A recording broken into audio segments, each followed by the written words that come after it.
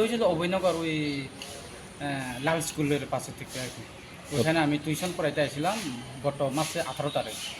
তো এই টিউশন শেষ করে অনুমানিক 5:12 আমার বাইকটা চুরি হয়েছিল। সিসিটিভি চেক করার পরে জানা গেছে। আমি বার হয়েছি যে প্রায় 6টা বাজে, 6:30 মতন বাজে, 6:30 মতন। তো আমি বাইরে হয়ে দেখি যে বাইকটা নাই।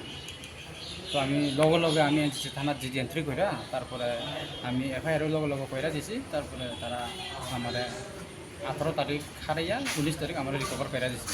তো যেহেতু এফআইআর করছি ফর্মালিটিস আছে, যার কারণে এটা একটু এখন আজকে আমার বাইকটা হ্যান্ডওভার কইরা দিছি আর কি।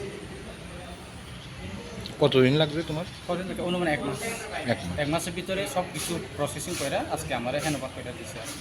তাতে খুশি নি তোমার বাইকটা? হ্যাঁ, খুশি নি? আমি তো অসম্ভব খুশি। কিন্তু আমি আবার ধন্যবাদ জানাতে চাই আমাদের এনসিসি ওই ওসি স্যারকে।